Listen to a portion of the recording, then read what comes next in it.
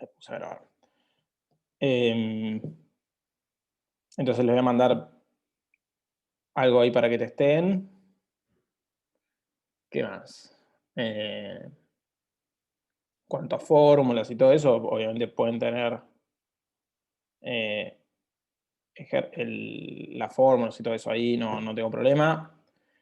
Sí les pido encarecidamente que prendan la cámara ese día, saben que en general a mí no les pido que tengan la cámara puesta, no es algo que me importe, pero en términos para el examen sí, excepto que alguno tenga algún problema particular con la cámara me avisa, pero en general necesitaría que la mayoría esté con la cámara prendida porque tengo que grabar la, la sesión de Zoom con todos y después mandarla a la facultad para cumplir con los requerimientos. Si hay casos particulares, como creo que alguien me había avisado la clase pasada, me avisan por mail, yo hago una salvedad y no pasa nada, pero en general la mayoría debería tener la cámara prendida. Ahí Luis me pregunta si los ejercicios hechos a mano me mandan la foto por mail. Sí, si hacen ejercicios a mano me mandan después la foto al mail. Digo, a la brevedad que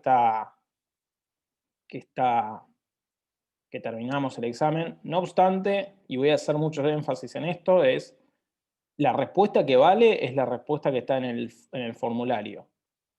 ¿Sí? O sea, si en el formulario dice 3 y después en el ejercicio pusieron 1,5, tómense el tiempo para que el formulario estén seguros de lo que están poniendo. El examen después me mandan las imágenes para poder ver cómo llegaron hasta ahí y lo... El mail me mandan al del campus. ¿Sí? El mail al que me mandan siempre del campus es ese. Em, podemos tener una sola... No, es a libro abierto, o sea, libro abierto. No... tengan lo que quieran en Candelaria. No me molesta. ¿Sí? Lo que me importa es que resuelvan bien los ejercicios. En la... Yo soy muy práctico en eso, es decir, en la vida real vas a tener las fórmulas ahí y no te serviría de nada tener las fórmulas si no entendés lo que estás haciendo. ¿Sí? O sea, no sé, si te pregunto si la TIR de un ejercicio es igual al rendimiento cuando las tasas difieren, no sé qué, por más que tenga las fórmulas, no lo vas a poder hacer. Entonces no me molesta que tengan las fórmulas. Prefiero eh, que se entienda lo que están haciendo. Qué sé yo también cada vez que voy a calcular algo de un préstamo, hoy voy y chequeo las fórmulas antes. No me quiero equivocar en algo tonto. 100% práctico. Como hablábamos, esa discusión es muy, es muy difusa, qué es la práctica y qué es la teoría. Ahora, esa es la respuesta que le tengo que dar como profesor. Ahora, yo me paro un cachito como estudiante, yo también he tenido esa pregunta, sea donde apunta, no va a haber deducciones para sacar, ¿sí? O sea, no te voy a pedir que me muestres, como hicimos en clase, cómo llegamos a la fórmula de interés compuesto. Pero sí te puedo hacer alguna pregunta, no sé, algún verdadero o falso, algún múltiple choice, con entender algo, ¿sí? No sé, como esto que decía, si la tigre es tanto, entonces el rendimiento tal cosa, la tasa anual tal cosa. Sí puedo hacer alguna pregunta que sea múltiple choice o verdadero o falso de esa manera, pero si te referís, Nicolás, a despejar fórmulas, no, si es que te referís a eso por teoría. No sé si contesto lo que preguntabas, Nicolás.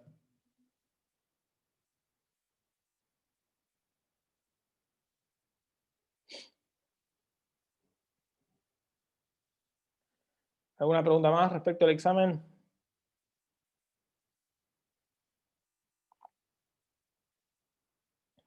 Bueno, cuestiones que vi el cuatrimestre pasado que pueden pasar.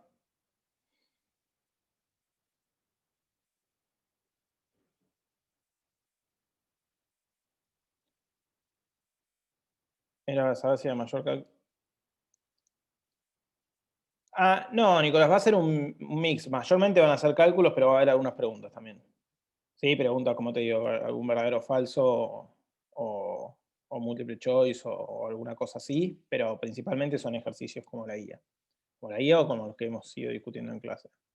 ¿Cuántos ejercicios van a hacer? No tengo ni la menor idea todavía porque no lo hice. Lo que sí van a ser varios. La contracara de que sea, entre comillas, a libro abierto es que son varios.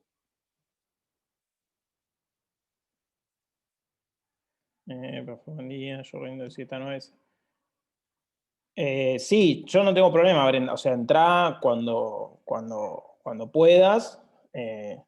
No obstante, digamos, a las 11 tengo que terminar el examen, ¿no? 11, 11 y 5, más tardar tengo que terminar. Pero si entras un poquito más tarde no pasa nada si tienes otro examen antes. La verdad es que, Florencia, desconozco cómo se está gestionando eso, pero averigualo y te mando lo que necesites. No sé, supongo que firma digital alcanza, no sé, si querés mandame algún modelo y te firmo, obviamente no tengo ningún problema con eso. Me imagino que habrá algún modelo y se firmará digitalmente o algo así, pero sí, definitivamente, si alguien necesita certificado de examen, eh, chequen, se solicita. El sistema se lo genera a ustedes y después me manda a mí, o ustedes me lo tienen que mandar a mí. ¿Cómo es?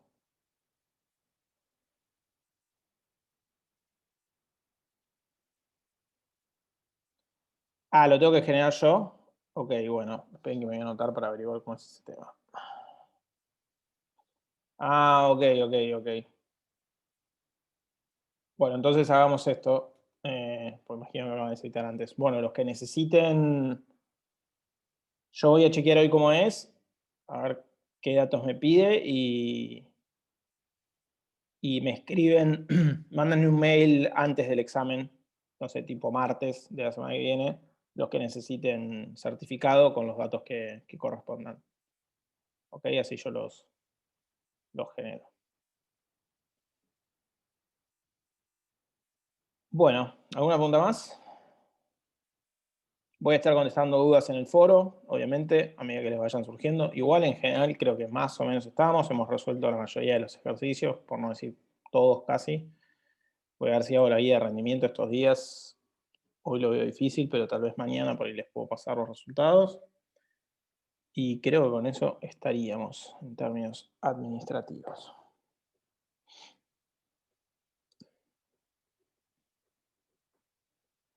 Eh,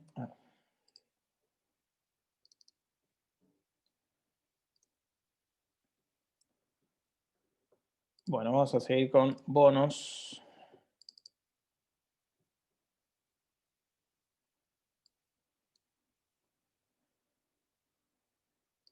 Chat. Ahí está.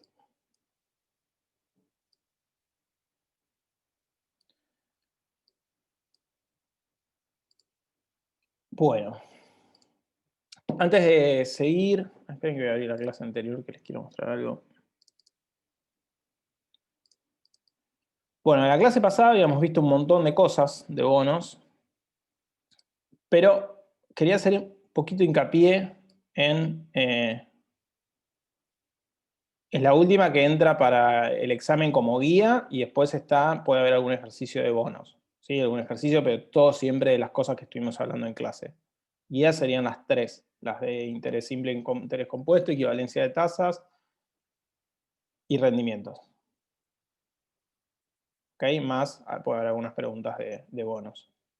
Siempre de lo que vimos en clase. ¿Sí? Les di un libro aparte, pero las preguntas no van a salir ni van a ir más lejos de lo que hayamos visto en clase de bonos, porque fueron estas dos clases y todavía no hubo como más tiempo de hacer más cosas. Entonces, arranquemos. La clase pasada habíamos descrito largo y tendido que era un bono. Se diferenciaba en función del tipo de emisor, ¿sí? Si era el Estado Nacional era un bono soberano, si era un título provincial, si era una obligación negociable y todas las características que venían asociadas con el bono. Al final del día habíamos llegado a la conclusión de que todas esas características lo que te permitían era armar un flujo de fondos futuros del bono. El bono, como habíamos dicho, era una promesa de pago de ese bono. cuando ya sea el Estado, provincial o empresas emiten ese bono, están todas esas condiciones, y como habíamos visto, el emisor pone todas esas condiciones, pero quien compra el bono, a través del precio, ¿sí?, que le asigna ese bono, también negocia eso, ¿sí? Porque como habíamos visto la clase pasada al final. Bueno, si vos, si vos y todo el mundo lo evaluaba menos, fíjense que por la paridad, habíamos llegado que en este ejemplo con una paridad del 93%, al final el gobierno terminaba recaudando 233 millones de dólares, ¿sí? Entonces, eh, el emisor termina pagando por 250 porque efectivamente emite todos esos títulos, y esos títulos son un cartoncito virtual hoy en día, pero eran un cartoncito efectivamente, donde decían que quien tuviera eso iba a cobrar esos 100 de valor nominal más todos los intereses. Entonces vos estabas pagando, digamos, imagínense que una sola persona compraba todos los bonos, iba a estar pagando 233 millones para cobrar 250 más todos los intereses. ¿Okay? Entonces esa es la forma de negociar de quien compra. Negocia a través del precio. El emisor pone las condiciones y del otro lado negocian a través del precio. Digo como para que no quede, porque me quedó la sensación en la clase pasada de que parecía como que el emisor era quien ponía todas las condiciones. Entonces, el emisor tiene que poner las condiciones en función de donde cree que efectivamente va a estar el precio. No tiene mucho sentido que el emisor ponga condiciones que no tienen sentido otra vez. Entonces, ¿qué se usa muchas veces como referencia? Bueno, los bonos que ya están cotizando. Entonces, si en cualquier país, si se van a emitir bonos nuevos, se ve cuál es la tasa de mercado de esos bonos, no la tasa escrita en el bono, sino la tasa implícita que surge del precio de mercado. Ahora vamos a ver bien un poquito más de eso. Y en función de eso se emiten bonos nuevos, porque se entiende que si esa es la tasa imperante en el mercado, más o menos la tasa nueva va a estar en función de eso. Por eso es tan importante. El emisor no puede acordar un precio con los saqué. No, porque justamente, Santiago, a ver, lo estoy simplificando, ¿sí? Pero ahora voy a un ejemplo en que no. En general no podés hacerlo ex ante porque vos no vas a saber, en teoría, quién se va a meter a la licitación. Entonces no podés acordarlo ex ante. Lo que sí podés hacer es tener una buena mirada de cuál es la estructura de tasa de tu mercado actual, de los bonos que vos ya hayas emitido en el pasado y estén cotizando en el mercado y se lo estén comprando y vendiendo personas, y ahí tenés una buena idea de dónde está la métrica de precio. La típica característica de estos bonos es que vos no vas a saber quiénes son los acreedores en principio. ¿Sí? No sabés, yo estoy buscando 250, no sé quién va a venir. Ahora, no quiere decir que esto, después en la práctica, no sé, a veces pasa que el gobierno o alguna empresa hace una emisión de un bono que ya la tiene apalabrada ex ante con varios bancos, de manera tal de decirle, a ver, voy a sacar este bono, ¿cuánto vos me pagarías? Es decir, es parte del negocio, del trabajo previo. Entonces, se habla un poco por atrás, de alguna manera, para acordar cuál efectivamente debería ser las condiciones y la tasa para que no pase eso. En general, no estaba bueno, ¿sí?, que pase esto que pusimos en el ejemplo. ¿Sí? Porque quiere decir que alguno de los dos, en realidad no, quiere decir que el emisor puso mal las condiciones en función de dónde estaba verdaderamente la demanda. Si la paridad termina siendo 99, bueno, quedó ahí. Pero que la paridad termine siendo 93, 92, 90, habla de que había una disparidad enorme entre lo que planteaba las condiciones de emisión y la verdadera evaluación de los acreedores. Entonces, eso.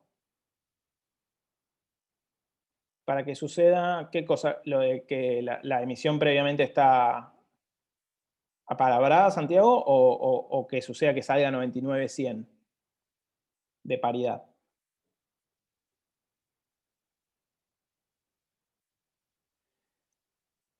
Lo que pasa es que otra vez, los acreedores podemos ser todos nosotros.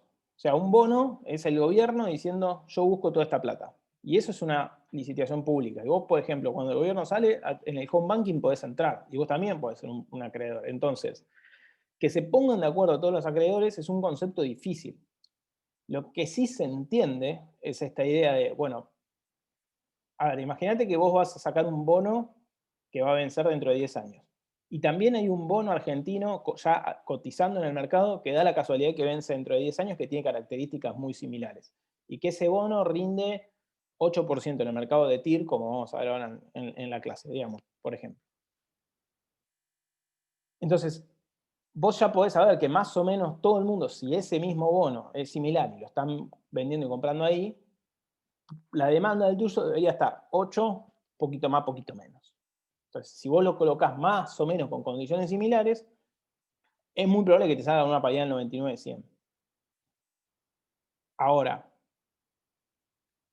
después te importan obviamente los acreedores más importantes. Al gobierno no le importa si Gonzalo Rondinelli se va a meter en la licitación o no, o cuánto la evaluó. Porque otra vez, si está buscando 250 millones de pesos y 4 bancos ya le dijeron que le iban a dar 245 millones a una paridad del 99, listo, ya está, te alcanza, porque después vienen 5 con paridad del 90 y el precio promedio ponderado te queda con una paridad del 98,99%. Entonces, ahí es parte del juego también del emisor, de parte del gobierno, juego en el buen sentido, ¿sí?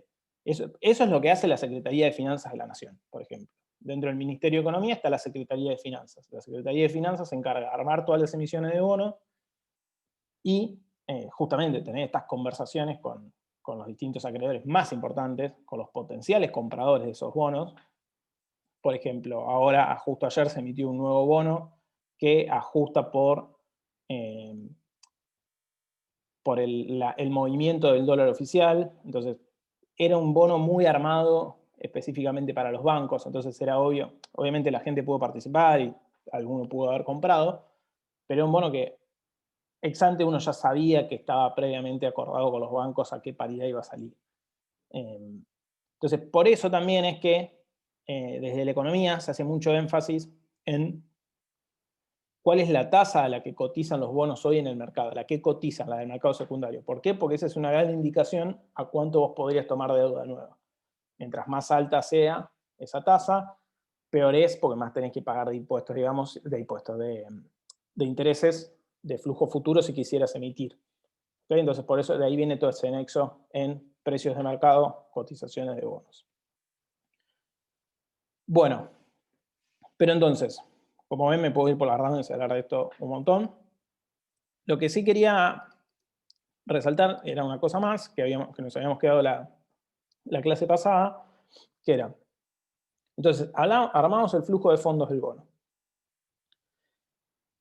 Y ahí lo teníamos que evaluar, ¿sí? Y esto es, ¿cuál creemos nosotros que es la verdadera evaluación del bono? Nosotros, potencial inversores, ¿cuánto creemos que debería valer ese bono? Y ahí, yo obviamente lo pasé un poco por alto, porque otra vez no es parte de esta materia per se, ¿sí? Como les decía, realmente es parte más de la maestría en finanzas, pero todo pasa por cómo determinamos esta R, en definitiva. Porque el flujo de fondos, no digo que sea fácil de armarlo, pero no es tan difícil tampoco.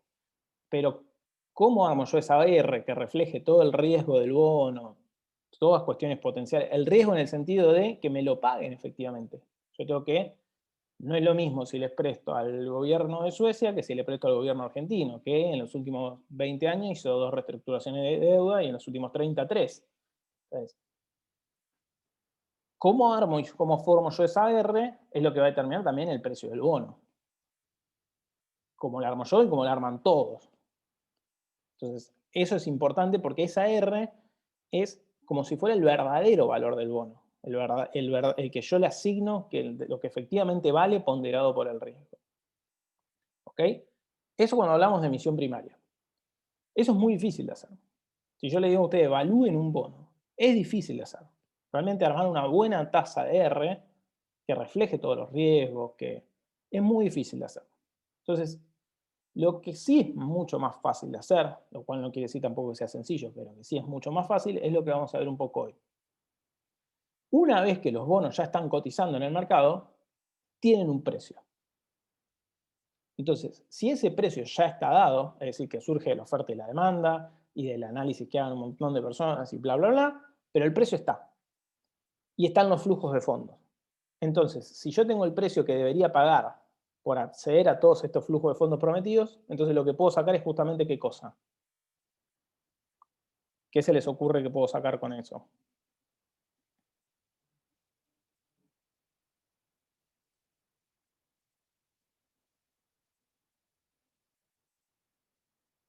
¿Qué puedo sacar si tengo que pagar algo para acceder a todos estos flujos de fondos futuros? ¿Qué podría sacar?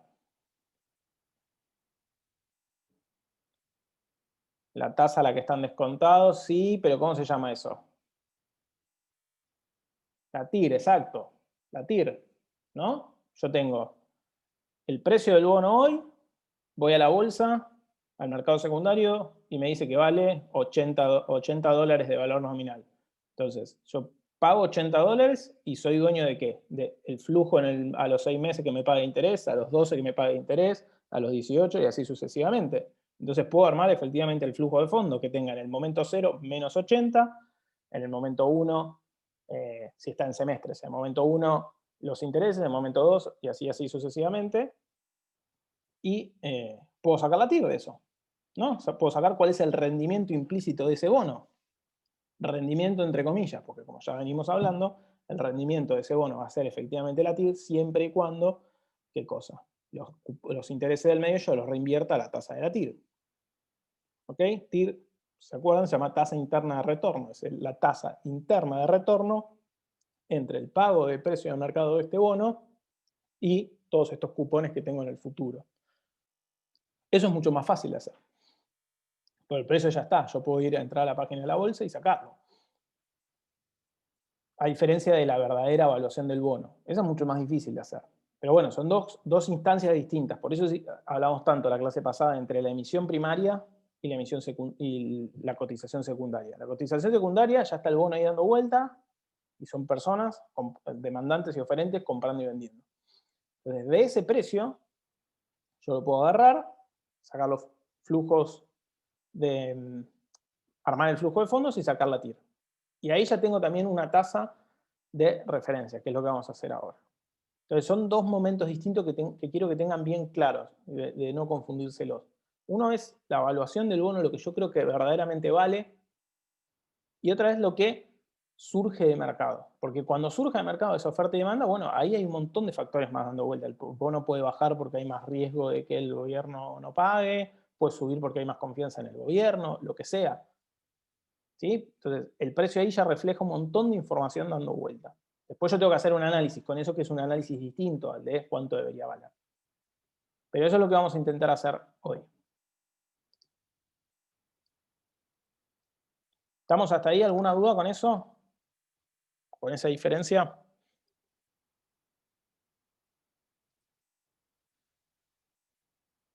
Bueno, entonces, en general siempre que se habla de bonos, en Argentina, en cualquier lado, viene la palabra TIR asociada. Viene como por definición. Cada vez que alguien te dice un bono, te dice ese bono tiene una TIR de tanto. Entonces, como ya vimos, no pierdo mucho tiempo en esto, pero ¿cómo saco la TIR de un bono? Igual que saco la TIR de cualquier cosa. ¿Sí? El precio del bono hoy va a ser igual a qué cosa? Al flujo de fondo en el momento 1, al flujo de fondo en el momento 2, al flujo de fondo en el momento n, es decir, el interés en el momento 1, el interés en el momento 2. Puede ser interés o capital, acuérdense, si el bono no es bullet, puede ser interés o capital que me paguen cada uno de estos momentos. Es decir, es todo lo que yo cobro en el momento 1, todo lo que yo cobro en el momento 2, todo lo que cobro en el momento n, y la tasa justamente que hace cero esto, que si yo paso restando esto, hace cero esa ecuación. Esa es la TIR. Entonces, por ejemplo, caso muy sencillo, un bono a 5 años con una renta anual del 9% y amortización al vencimiento. ¿Sí? Piensen que esto, digamos, no sé, pensemos que es que los intereses son anuales, solamente para que vean lo de la TIR. ¿Sí? Este es un ejemplo súper teórico, súper irreal, pero no importa. Entonces, es un bono a 5 años con una renta anual del 9% y amortización todo al final. Entonces, como amortiza todo al final, ya sabemos que es bullet. Y que tiene un precio de mercado de 103,99. ¿Sí? Fuimos a la bolsa, miré la cotización, 103,99, perfecto. Entonces, sabemos que el valor nominal de este bono es 100, por lo cual tiene una renta anual de 9. Entonces, ¿qué armé? 103,99, que es el precio de mercado, es igual a 9 del primer interés sobre 1 más la TIR a la 1, más 9 otra vez, ¿por qué? 9 otra vez se repite el cupón porque el bono es bullet, me devuelve todo al final, entonces durante el paso entre este periodo y yo todavía seguía debiendo los 100, yo deudor, digamos. Seguía debiendo los 100, así que son 9 otra vez. Por 1 más la TIR al cuadrado, más 9 otra vez, y así sucesivamente hasta el último. En el último, ¿qué cobro? En el último cobro los 9 del cupón del último pago. ¿Por qué? Porque estos 9 corresponden a este tiempo entre 4 y 5 en el que yo lo usé, a los 100, más los 100 que te prometí, los 100 de valor nominal que te prometí. Entonces en el último cobro 109. Entonces así armé el flujo de fondos. Que obviamente, como se los puse acá en Excel, si lo pongo acá en Excel, 0, 1, 2, 3, 4, 5, ¿cuánto? Menos 103,99, que es lo que pagaría yo hoy en el bono. ¿Sí? Si yo compro eso, pagaría eso, por eso el negativo. 9, 9, 9, 9 positivo, más 109. Si yo hago igual TIR de eso, me da el 8%. ¿Okay? Entonces la TIR anual de este bono es 8%. Que justamente si reemplazan 8% acá, le van a dar, o sea, se hacen 9 sobre 1 más 8% a la 1, y así todo esto les va a dar 103,99. ¿Ok? Entonces, la tasa interna de retorno, la TIR de este bono, es el 8%. El rendimiento de este bono va a ser 8%, siempre y cuando, ¿qué cosa? Bueno, como ya hablamos infinitas veces. Cuando pasen un año y me paguen estos 9, yo, tenedor del bono, para que la TIR sea el rendimiento, tengo que invertirlos al 8%. Cuando llegue el segundo momento, también, y así sucesivamente. Si yo no puedo reinvertirlos al 8%, entonces el rendimiento va a ser distinto que la TIR. En la TIR va a ser un rendimiento siempre y cuando, ¿qué cosa? Bueno, siempre y cuando yo asuma que puedo reinvertir los cupones a esa misma tasa. Bueno, a ver, alguna cuestión particular para que vayamos viendo. Fíjense,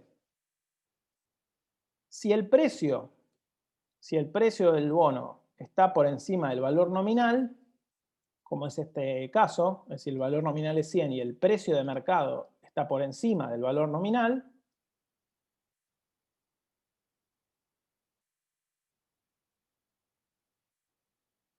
claro, Ramón, ahora vamos a ver un ejemplo en el ejemplo práctico que les traje hoy con uno de los bonos de reestructuración, van a ver que cambia justamente. A ver, no es que cambie la TIR, ¿sí? Solamente cambia la forma de construcción de lo que va arriba.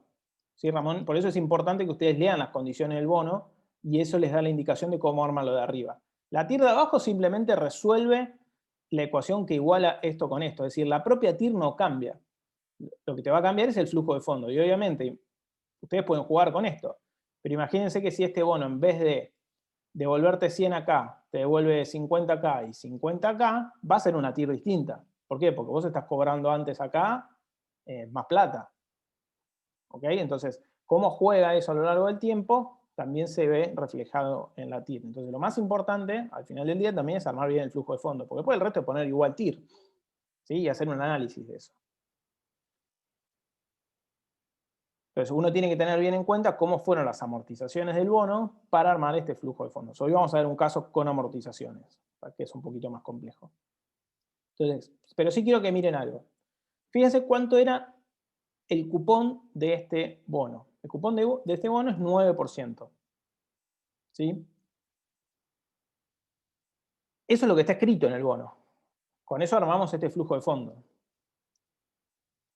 Ahora, cuando yo hago la TIR, ¿cuánto me dio? La TIR me dio 8%. Por lo tanto, la tasa interna de retorno me está dando más baja que el cupón. ¿Y por qué es esto? Bueno, esto surge, ¿por qué? Porque el bono hoy está cotizando por encima del valor nominal. ¿Sí? Yo estoy pagando 103,99 para que después me devuelvan 100. 100 entre comillas, porque me van a devolver 100 más un flujo de 9, otro flujo de 9, otro flujo de 9 y otro flujo de 9. ¿Ok? Entonces, esto es importante porque si yo estoy pagando 103,99 por un bono que tiene un cupón del 9%, no quiere decir que yo voy a obtener un rendimiento del 9%, ¿sí? Voy a obtener un rendimiento de ¿qué? En principio del 8% si yo consigo reinvertir todos los cupones al 8%. Puede ser más, puede ser menos.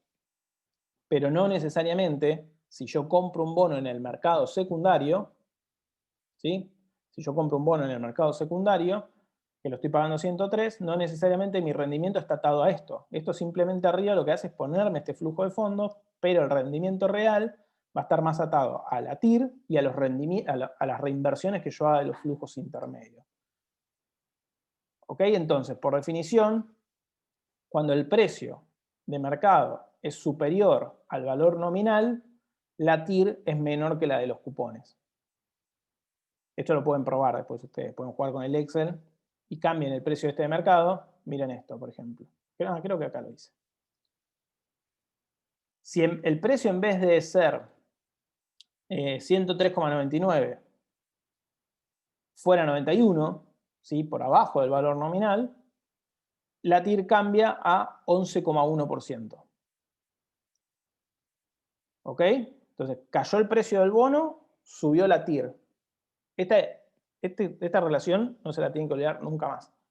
Entonces, hay una relación inversa entre precio del bono y TIR. A medida que cae el precio del bono, sube la TIR. Y piénsenlo lógicamente, conmigo. Van a estar pagando 91 por el derecho a cobrar 9, 9, 9, 9 y 109. O sea, estás pagando 91 para cobrar 109 en la última cuota. En el ejercicio anterior estás pagando 103 para obtener 109. ¿Ok? Entonces, ya básicamente viendo esta relación, estas dos cosas, uno entiende esa relación entre precio y TIR, que siempre se habla en mercados financieros o si leen algunas noticias de mercado o algún research, siempre están hablando de la relación inversa entre tasa y bono, y precio de bono. Entonces, cuando cae el precio del bono, cuando se hunde el precio del bono, sube la TIR. ¿Y para qué sirve esto también? Bueno, por lo que hablábamos recién. Imagínense que pasamos de esta situación donde teníamos una TIR del 8% de los bonos, ¿sí? Los que están cotizando ahí, que ya están dando vuelta. Malas noticias económicas, viene el COVID, lo que sea, y el precio de los bonos baja a 91 por mayor desconfianza. Baja a 91, entonces ahora cotizan a 101, a 11,1 de tasa.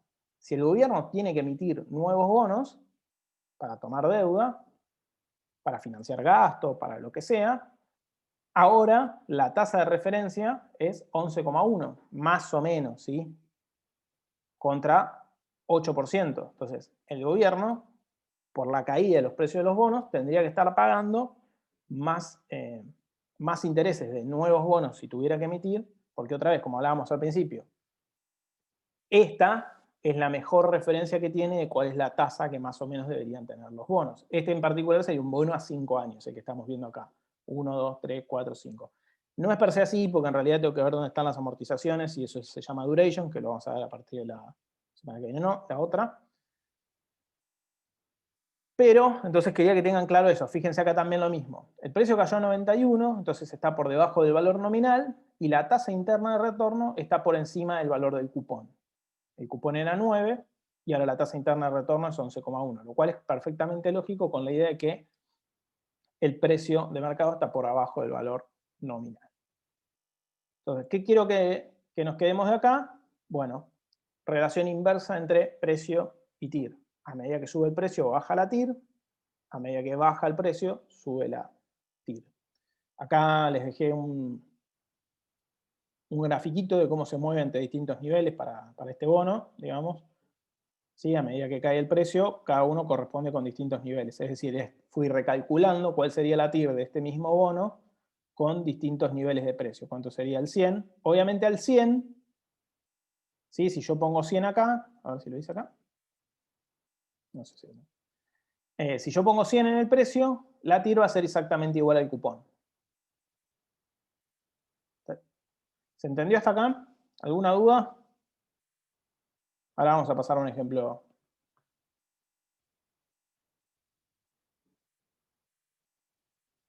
Claro, Brenda, perfecto, perfecto. Va un poco por ahí. TIR más, por eso podemos estar un montón discutiendo de TIR porque es buenísimo, porque que la tasa sube, la tasa interna de retorno sube, porque justamente necesita ser más atractiva para que vos quieras invertir en un país más riesgoso. Pero también justamente eso es la contracara de más riesgo. O sea, TIR más altas son justamente la contracara de riesgo, definitivamente. Por eso está buenísimo tu apreciación. Déjeme contarle muy brevemente, seguramente escucharon alguna vez, si están más que nada en economía, la historia de los bonistas italianos del 2001. Siempre de los bonistas, de los jubilados italianos del 2001. En ese momento, obviamente, no 2001, fue previo, 2000. En ese momento, 2000, imagínense, Argentina, caos mucho peor que el caos actual. Si bien la situación actual es mala en términos macroeconómicos, en ese momento era hartamente compleja. Y los grados de libertad eran mucho menos, por la convertibilidad, por un montón de cosas que no vienen a colación. Pero en ese momento las TIRs de los bonos argentinos estaban bastante altas. Y además, como Argentina tenía la convertibilidad, todos los bonos eran en dólares. O si eran en pesos, eran fácilmente convertibles a dólares, digamos. Entonces las TIR eran relativamente altas y empezaron a ser cada vez más altas. ¿Por qué? Porque las condiciones se deterioraban, bajaban los precios de mercado, entonces cada vez que el gobierno quería emitir nueva deuda, lo hacía TIR más alta. Entonces, imagínense que en el resto del mundo las TIR de los bonos son bastante bajas. Pueden ser 2%, 3%. ¿Por qué? Porque si un gobierno hace una emisión, el gobierno noruego va a emitir deuda, lo más probable es que te pague. Entonces lo más probable es que el precio se parezca mucho al valor nominal y la TIR sea igual que el cupón y el cupón es bajo y se acabó. No hay mucha vuelta que darle. Entonces, para, para los jubilados europeos o para la gente que tenía plata en Europa, esas tasas de rendimiento suelen ser bajas, la verdad. ¿Qué pasó en el 2000? Hubo un banco italiano que vio los bonos argentinos dando una TIR del 18%, creo que en ese momento 17%, lo cual es una TIR re alta, 18-17%. Imagínense, esa TIR está medida en términos anuales, ¿sí? Como vimos en este ejemplo, por ejemplo, depende cómo uno arme el flujo de fondos, pero entonces salió a vender a muchos jubilados europeos que en vez de comprar bonos de la zona euro, compren bonos argentinos.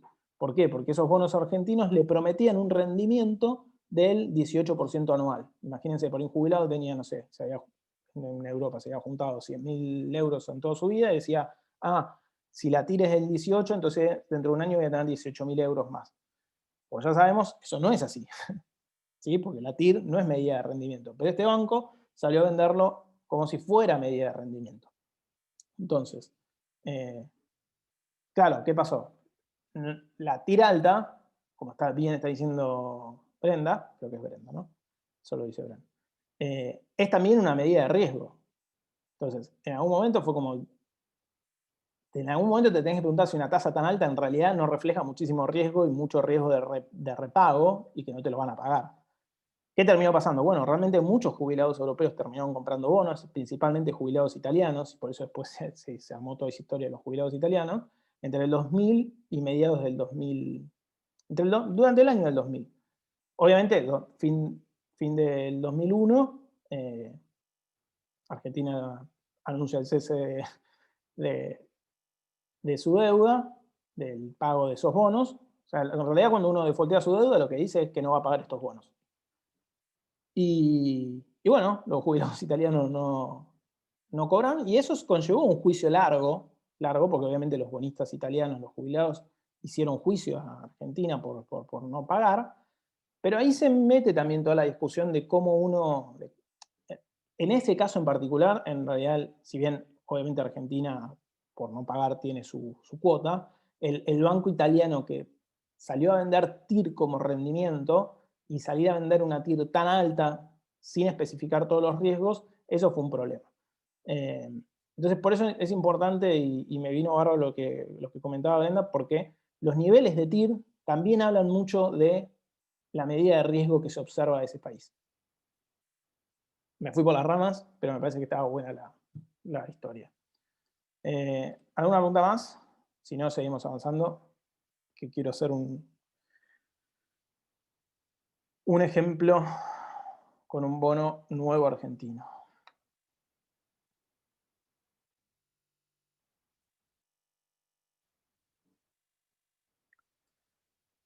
Bueno, acá les dejé lo de rendimiento que ya estuvimos hablando.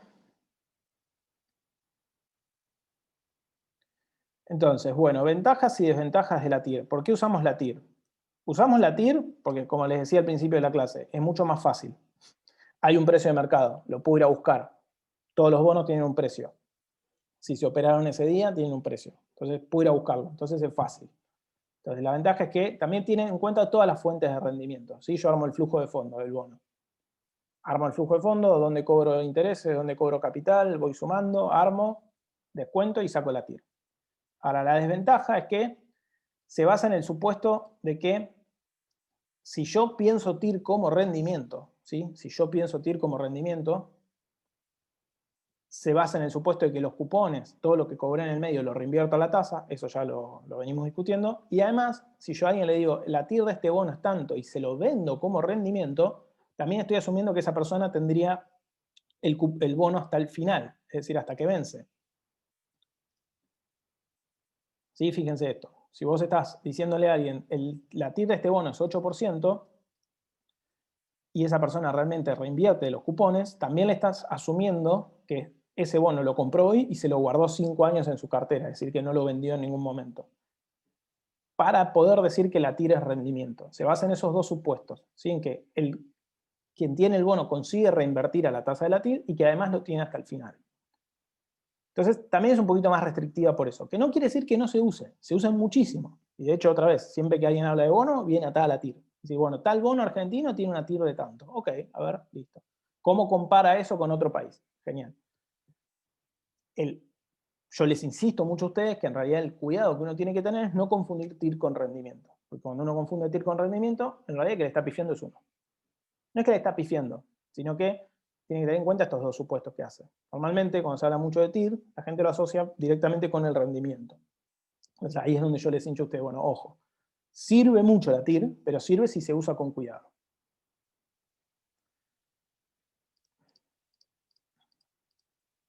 Bueno, ¿alguna duda hasta ahí? Porque vamos a empezar con la parte práctica. Si me dan el ok, avanzamos. Si están muy aburridos, también díganme, ¿eh? Porque...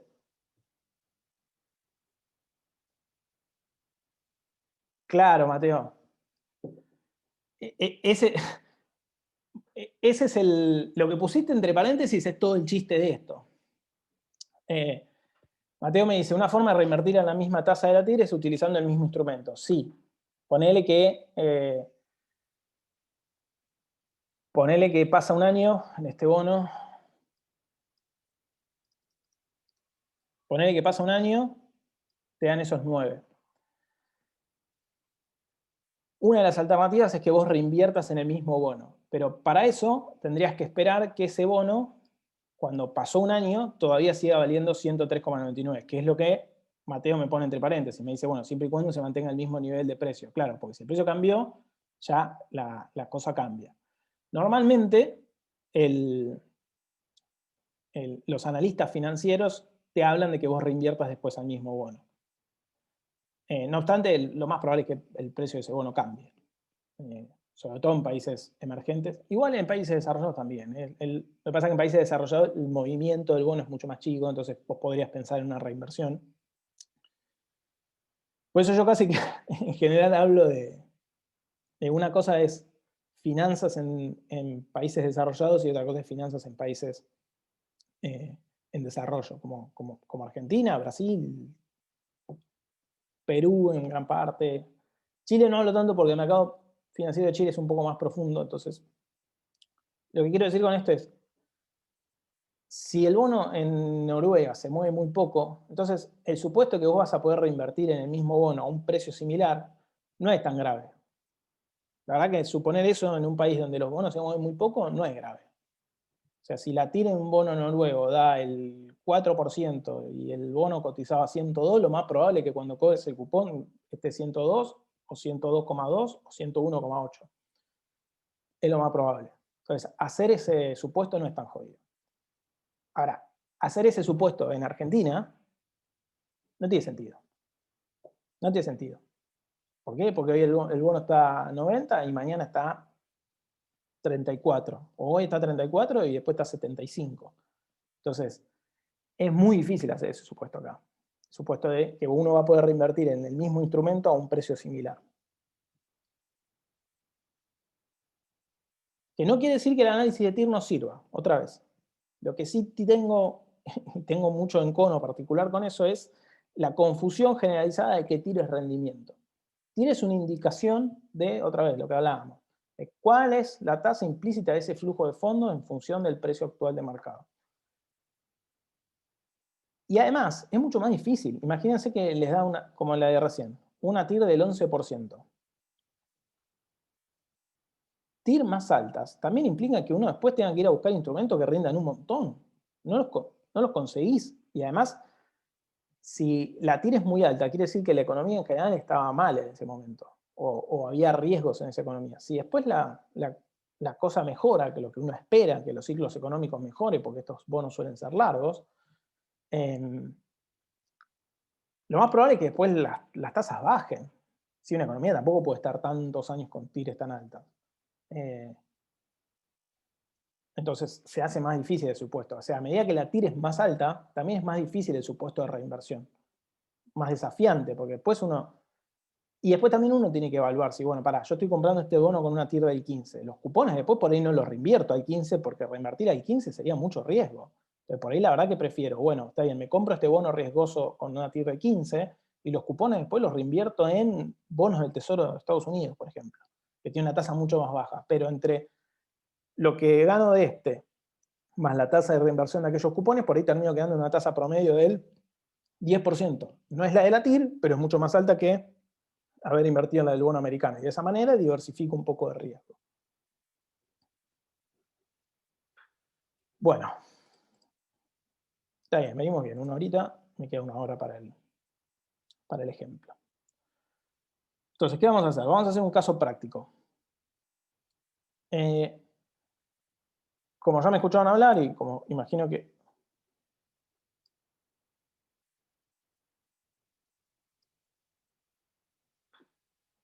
La TIR es esa, Brenda.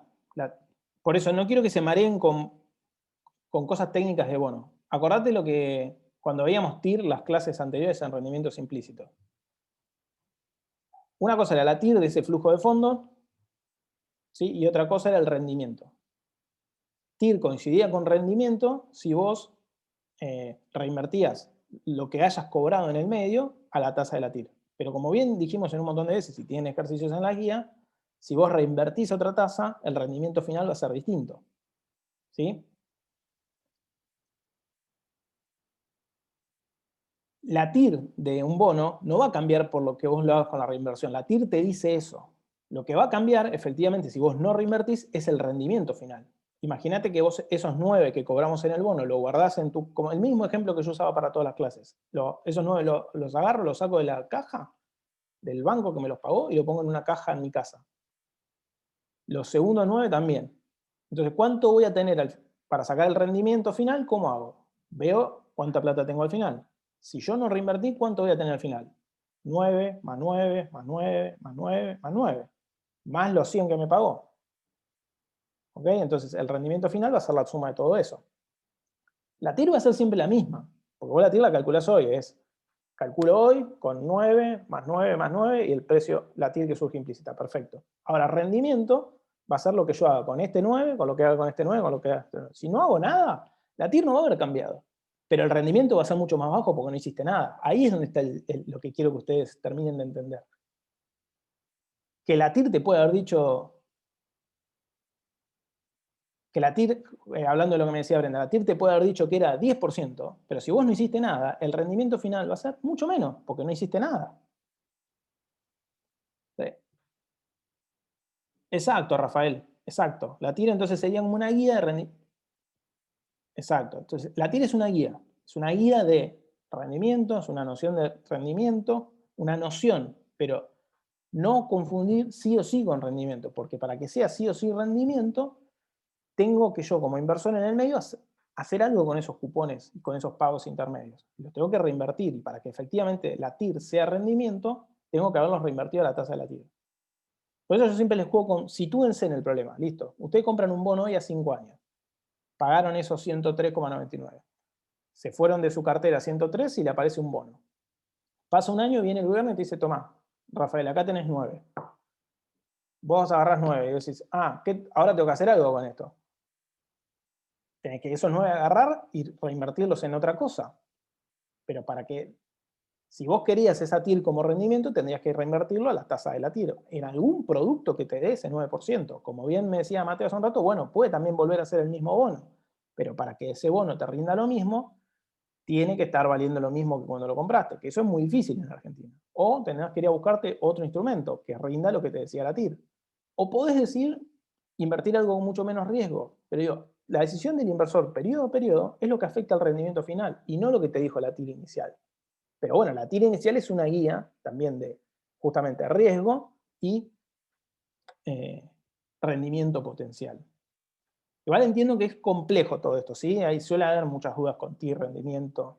eh, no se preocupen, es mucha información.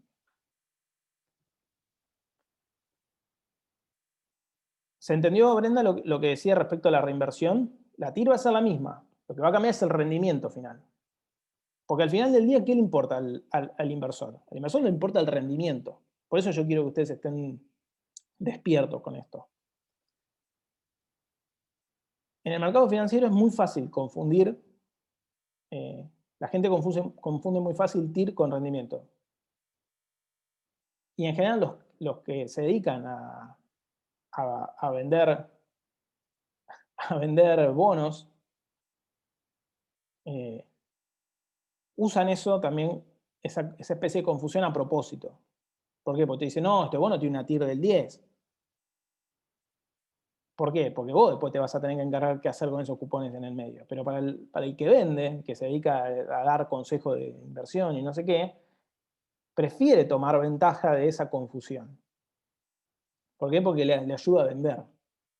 Entonces, para mí es importante que ustedes estén despiertos con eso y que no se confundan y que estén atentos con que TIR no es rendimiento necesariamente. Ni en bonos, ni en ninguna de las cosas que estuvimos hablando, ¿sí? Por eso estuvimos haciendo tantos ejercicios. Bueno, vamos con el ejercicio puntual, entonces. Como les dije, como saben, Argentina reestructuró su deuda hace muy poquito tiempo, después de una negociación de 9 meses con sus acreedores.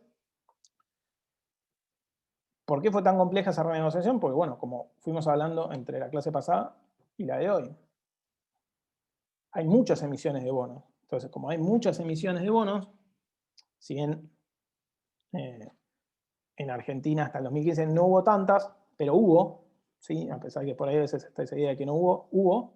Después, durante el gobierno de Macri, hubo muchas más emisiones, básicamente porque se cambió la fuente de financiamiento hasta el 2015, de financiamiento de la diferencia entre gasto e ingresos. Básicamente, si uno gasta más de lo que ingresa, tiene dos formas: o desahorra, o se endeuda, o imprime plata, si es gobierno. Hasta 2015 el mix era en general baja deuda, mucha emisión. De 2015 en adelante se invirtió, era más que nada más deuda, menos emisión. Pero bueno, entre lo de este momento y lo de este momento había muchos bonos dando vuelta y había bonos dando vuelta también desde los 90 y de los 2000, porque a veces se emiten bonos de 20, 30 años y quedan dando vuelta. Entonces, cuando uno tiene que reestructurar, ¿por qué tiene que reestructurar? Porque se da cuenta que cuando el gobierno hace la cuenta para adelante, es decir, bueno, yo me pongo a proyectar el año que viene, voy a tener tanto de gasto, tanto de ingreso y tengo que pagar tantos intereses de todos estos bonos que están dando vuelta. No los puedo pagar. Entonces, si no los puedo pagar, ¿cuáles son las alternativas si quiero pagar esos bonos? Bueno, o subo los impuestos para recaudar más, cosa difícil en Argentina porque los impuestos son bastante altos, o bajo los gastos para tener una mayor diferencia, o reestructuro. Lo que pasa es que reestructurar es bastante difícil, como vimos. Entonces, bueno, el gobierno argentino decidió reestructurar. Los bonos ya venían igual priceando toda esa negociación y demás. No me quiero meter mucho con eso. La negociación se hizo. Entonces, todos esos bonos que estaban dando vuelta, los inversores tuvieron, una vez que se reestructuró, que estuvo como la oferta final y el acuerdo generalizado, si vos tenías, digamos, un bono a 2024, lo podías cambiar por un bono a 2030 o uno a 2035, por ejemplo. Si tenías un bono I-24 en dólares, es decir, tenías un bono que vencía en 2024, ahora te lo cambiaban, vos podías elegir por uno que vencía en 2030 o uno que vencía en 2035. Hoy vamos a ver justamente el caso del que vence en 2030, que justamente es otro bono en dólares, que comparaba con un poquito con el anterior. Entonces, ese bono se llama AL30, ¿sí? Eso es el ticker, la palabra se llama ticker.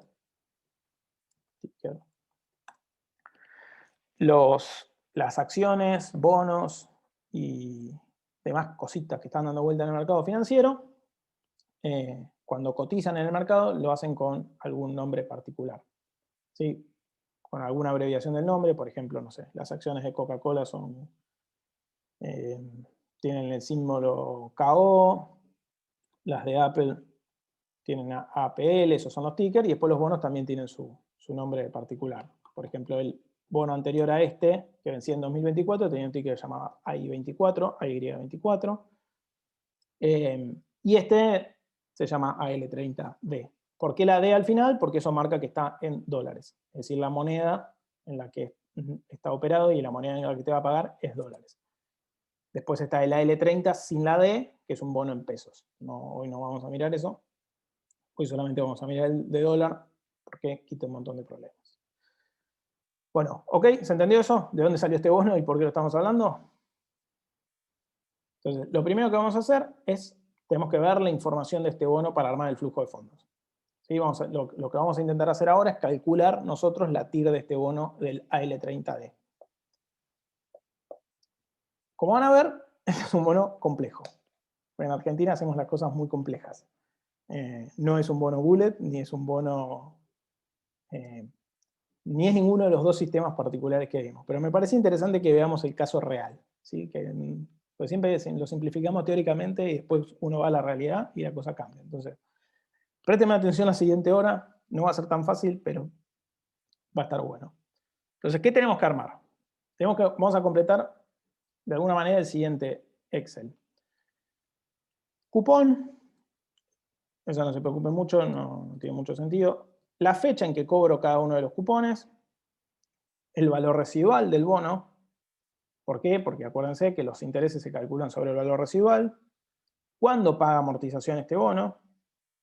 Si era bullet, sabíamos que pagaba todo al final, entonces durante toda la vida del bono el valor residual iba a ser 100, pero si paga amortizaciones, el valor residual va cayendo.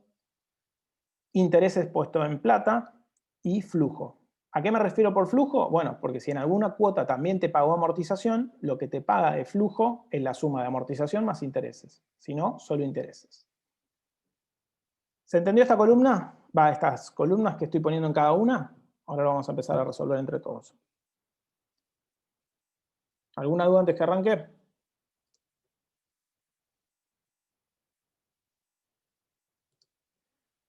Bueno. Acá estamos con la descripción del bono. ¿Sí? Esto es, de alguna manera, la simplificación de todo el prospecto grande del bono. Entonces, símbolo, AL30. O sea, esto es lo que uno va a ver cuando se mete a la bolsa y va a ver la denominación del bono, por ejemplo. Entonces, ¿cómo se llama este bono? La denominación es bonos de la República Argentina en dólares estadounidenses, Step Up 2030. Acá que ya diga Step Up es lo que nos habla que este es un bono raro. ¿Por qué dice Step Up? Bueno, porque van a ver que la tasa de interés está tipo escalerita. No es un bono que tenga tasa de interés fija ni variable, como acá nos gusta hacer las cosas. Tiene sentido igual, tiene sentido teórico. Después vamos a ver si, dentro de 10 años, vamos a ver si tenía sentido práctico. Pero, como vamos a ver, la tasa de interés va a ser en escalera, es decir, paga poco al principio y paga más interés al final. Entonces, títulos públicos, valores nominales, bla, bla, bla, esto no importa mucho. Moneda de emisión, dólares. Es importante en este ejemplo que el gobierno no recibió dólares frescos por estos bonos, ¿sí? Simplemente con estos los acreedores le dieron bonos viejos y el gobierno dio bonos nuevos. En estos bonos en particular, por ejemplo en el L30, no es que el gobierno recibió plata nueva. ¿Sí? Por eso acá dice monto de la moneda original, bla, bla, bla, ahora les explico eso, pero en realidad tiene que ver con los montos anteriores. Bueno, acá sí, dos cosas importantísimas. Ver en qué fecha se emitió este bono y cuándo vence, cuándo termina. ¿Cuándo es la última vida de este bono? Entonces, fíjense, ¿cuándo se emitió? El 4 de septiembre de 2020. Fresquito, tiene poquito más de un mes de vida este bono. Porque, bueno, justamente fue cuando se cerró la reestructuración de deuda. Fecha de vencimiento, ¿cuándo va a ser el último pago de amortización? Va a ser el 9 de julio del 2030. ¿Cuánto hay de este bono dando vuelta? En plata, hay 12.000 millones de dólares. Es mucho. Monto residual, es decir, cuánto falta pagar de... Esto es cuánto hay de capital, esto sería cuánto falta pagar de capital. Obviamente falta pagar todo todavía porque no hubo ninguna cuota de capital. Bueno, vamos a ver lo que dice de intereses. Intereses. Se devengarán intereses sobre la base de un año de 360 días. Ok, ahí tenemos lo primero.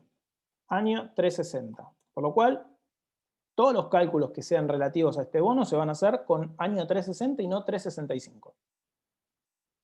¿Okay? Ahí tenemos la primera base. Sobre la base de un año de 360 días, integrado por 12 meses de 30 días cada uno. Sí, sí. Los abogados justificando su participación en el proceso, pero ya con que diga año de 360 alcanza. De acuerdo con las siguientes tasas anuales. 1. Del 4 de septiembre del 2020, inclusive, es decir, desde la fecha de emisión, al 9 de julio de 2021, rige una tasa del 0,125%. ¿Sí? Entonces, desde que se emitió hasta el 9 de julio de 2021, la tasa que rige es del 0,125%. De ahí en adelante, el segundo tramo de la escalera, por eso se llama step up, del 9 de julio del 2021 al 9 de julio de 2023, es decir, del 21 al 23, sube a 0,5% la tasa. ¿Sí? Estas son todas tasas anuales. ¿Sí? Fíjense que arriba decía cada uno de las siguientes tasas anuales. O sea, es 0,125% anual. Del tramo 3, el tramo 3, del 2023 al 9 de julio del 2027, la tasa sube a 0,75. ¿Sí? Pasamos de 0,125, 0,5, 0,75 y la última, el último tramo del 27 al final, que es al 2030, es de 1,75. Los quiero frenar un segundo porque me imagino que se deben estar asustando. En el parcial no va a aparecer un bono así. ¿Sí? Si al asumo aparece algún bono, será un bono bullet muy sencillo. Pero les quería mostrar un caso real para que trabajemos y que no sea todo puramente teórico ni cosas que no existen. Estas son las cosas con las que uno se entiende, se cruzan la realidad. ¿Está bien? Si en el parcial hay un bono bullet, súper sencillo. Pero me parecía que estaba bueno, porque realmente uno hace cálculo financiero, haces una maestría, no sé qué, y después vas y lees este bono y no entendés nada. Entonces, esto es lo que hay. Esto salió el otro día y es un bono nuevo. Entonces, está bueno también que vean cuáles son las lógicas que se plantearon. Por ejemplo, fíjense, ¿qué es lo que se está pensando? Ok, el gobierno está planteando que paga 0,12% es una tasa bajísima el primer año. 0,55 después, 0,75 y 1,75. Entonces, ¿qué está planteando el gobierno? El gobierno está planteando en esta reestructuración de, mira, yo en los primeros años no voy a pagar casi nada de intereses. Casi nada, 0,12, 0,5 no es nada. Y te empiezo a pagar más al final, cuando creo que la recuperación va a seguir. Por eso yo decía, bueno, la apuesta del gobierno es esa, es los primeros años se paga poco de interés y después al final sube. Este es solo uno de los cuantos bonos que se emitieron, ¿sí? Para hacer todo el análisis completo habría que mirar todos los bonos. Pero todos tienen alguna lógica similar. Entonces, esta es un poquito la lógica que se planteó. Pocos intereses al principio y muchos al final. Por eso se llama step up. Bien, Leandro, ya la viste venir. Me spoileaste el final de la clase, pero ahora vemos. No, tranquilo, porque quiere decir que estamos entendiendo y que vamos bien. Además, entonces, ok, ya entendimos los intereses. Una cosa más, y que es parte de la discusión del día a día. Pero justo ayer veía algunos economistas hablando de eso, diciendo, bueno, entonces si tengo que pagar menos intereses el año que viene, en realidad tengo más plata para gastar en otras cosas. Y no, la verdad es que no. Porque en realidad si vos ya no podías pagar los intereses de antes de reestructurar, ahora tenés que pagar menos. Pero no quiere decir que vos tengas esa diferencia entre uno y el otro. Si vos tenías que devolver el año que viene una deuda de 100.000 y no te alcanzaba los ingresos, y ahora esa deuda baja a 20.000, no es que tenés la diferencia entre 20 y 80.000. Digo, desde lo más lógico y básico del análisis financiero. Entonces, no es que tenés la diferencia entre los intereses que eran altos antes de reestructurar y ahora que son más bajos, esa diferencia la tenés para gastar. Porque si la tendrías para gastar, la tendrías para haber pagado para lo otro. Entonces, no funciona así. No tenés esa diferencia. Tenés que pagar menos intereses, lo cual es buenísimo. Está bien que se reestructuró, genial, y la reestructuración fue muy buena en términos para Argentina, pero como diría Maradona, no nos comamos el cuento tampoco. Si la diferencia entre los intereses bajos y los grandes no está, no existe. Fin de la diatriba. Entonces, por eso se llama step up, porque tenemos los intereses arrancan muy bajitos, 0,12,5 anual, lo cual es nada. 0,5, 0,75 y 1,75. Y por el otro lado, lo que nos dice es cómo amortiza ese bono. Es decir, cómo te va a devolver todo ese capital. Como decíamos, los bullets te devuelven todo al final, por lo cual sería fácil, de última, fácil, porque vos sabés que tenés 100 de valor nominal al final, a los 6 meses, esto no lo dice acá, pero ahora les digo. A los 6 meses tenés una cuota sobre el mismo valor residual, a los 12 otra, después si cambió la tasa, sigue siendo sobre el mismo valor residual, así que simplemente cambió la tasa, pero el capital es el mismo. Bueno, en Argentina no. Fíjense, la amortización se efectuará en 13 cuotas semestrales. Es decir, de esos 100 que me prestaste, te voy a ir devolviendo el capital en 13 cuotas semestrales, siendo la primera cuota representativa del 4% y todas las otras que siguen del 8%. La complejizamos. Entonces, además de que te hago step up de intereses, te voy devolviendo el capital, estos 100, no todo junto al final, sino el 4% un año, 8, 8, 8, 8 y así. ¿Y eso qué impacta? Que bueno, que cuando yo calcule los intereses lo tengo que hacer sobre el valor residual. Entonces, después que me pagaste la primera cuota de capital, el valor residual pasa a 96. Entonces, los próximos intereses van sobre 96. Y después sobre 96 menos 8. Y así sucesivamente. Entonces, por eso tengo que armar bien la amortización. Entonces, ¿cuándo me vas a pagar esas amortizaciones? Las amortizaciones son pagaderas el 9 de enero y el 9 de julio de cada año. Entonces, el 9 de enero y el 9 de julio, que es cuando paga interés este bono, no estaba acá, pero paga intereses el 9 de enero y el 9 de julio, y te va a pagar la primera amortización, es decir, ese 4%, recién con la cuota del 9 de julio del 2024. Entonces, hasta el 2024, todas las cuotas son solo de interés. ¿Sí? Cuando yo cobro el primer interés, Solo interés, solo interés, solo interés. Ahora, el 9 de julio de 2024 yo voy a cobrar interés más una parte de amortización, el 4%. Y la última cuota el 9 de julio de 2030, que obviamente coincide con esto. Acá sale la fecha de vencimiento cuando te pagan la última amortización.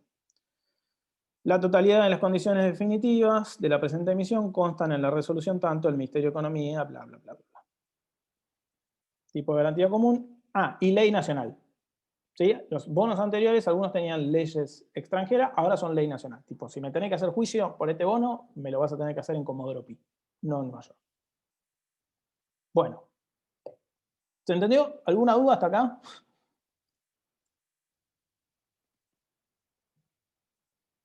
Esto es todo lo que hay que leer antes de armar el flujo de fondo.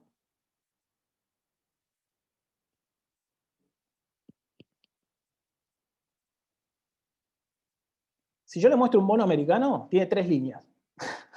El bono americano te dice, yo te pago intereses cada 6 meses, te devuelvo todo el capital al final. Y es ley Nueva York. Fin. Hermoso. Acá no. Lo cual hace más interesante en realidad. Más interesante. O sea, me gustaría que nuestros bonos sean más sencillos porque hablaría que estamos en una situación mejor.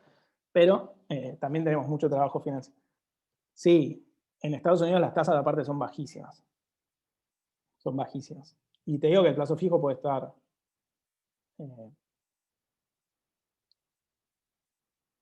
sí, Rafael. Pero, por eso, ahora vamos. Por eso. Esto que estamos leyendo, ¿qué es? Es la tasa, la tasa del cupón. ¿Qué nos falta ver ahora? ¿Cuánto valen estos bonos? Que es lo que ya me estaba un poquito spoileando bien arriba, Leandro. Esto es lo que está escrito. Sí, está bien, será bajo, pero ¿sabe cuánto debe valer esto de paridad, no? Debe valer muy poco de paridad. Entonces la TIR debe ser mucho más alta.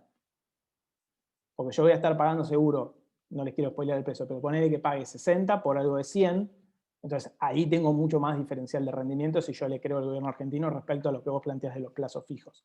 Ahora sí, la tasa del cupón es baja respecto a todo el resto. Pero seguramente, como vas a ver, y ya te adelanto, el precio es muy bajo. Entonces, como el precio es muy bajo, la TIR es alta. Después dependerá de mí, yo si puedo reinvertir esa TIR para ganarlo o no. Pero la apuesta del gobierno fue, bueno, hago esta escalerita que es pagable, pero vas a ver que la cotización de precios es baja, bla, bla, bla. Después vemos un poco eso. Pero venía bien lo que planteabas. Pero el chiste viene con el precio de mercado, no tanto con la tasa del cupón. Ahora, Rafael, si el bono argentino hubiese salido a 100 de paridad, del canje, ahí sí, tenés toda la razón, y nunca hubiese pasado por eso.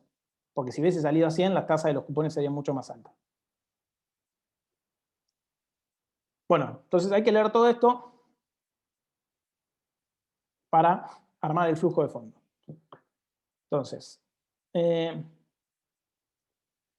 tenemos que mirar? Todo lo que fuimos viendo en clase, la idea era justamente sirve para armar el flujo de fondo que necesitamos y lo que necesitamos es la fecha en que va a pagar los intereses, las amortizaciones y la moneda. Y también tengo que ver la fecha de emisión para el primer pago de cupón. Vuelvo un segundo. Entonces, fecha de emisión 4/9/2020. No está acá.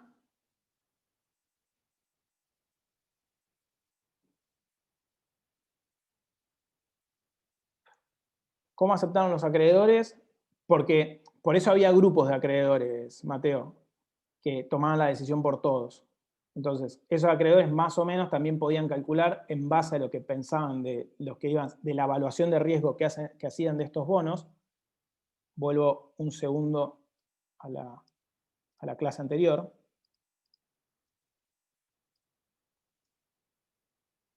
Los acreedores armaban un modelo, una vez que, digamos, por eso estaban las propuestas de los acreedores y la propuesta del gobierno. Entonces, cuando le acercaban una propuesta del gobierno, los acreedores armaban estos flujos de fondos y entonces la discusión era por esta famosa R. Mateo, decir, bueno, el grupo de acreedor decía que el riesgo argentino tenía que ser más o menos, no sé, 15%. Entonces, por eso era la evaluación de lo que el bono debería ser, y en función de esa evaluación de lo que ellos deberían ser, llegaban a un precio. Y en función de ese precio, la paridad. Y más o menos con eso calculaban cuál iba a ser el precio de mercado. Pero todavía no lo sabían porque no está cotizando. Entonces, armaban una estimación de lo que podía llegar a ser.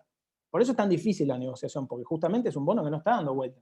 Ellos en realidad aceptaron el canje y no saben todavía cuánto va a ser el precio ese de mercado. Lo hacen en base a una estimación. Ahora, si estaban todos juntos, más o menos el precio de mercado después iba a ser ese.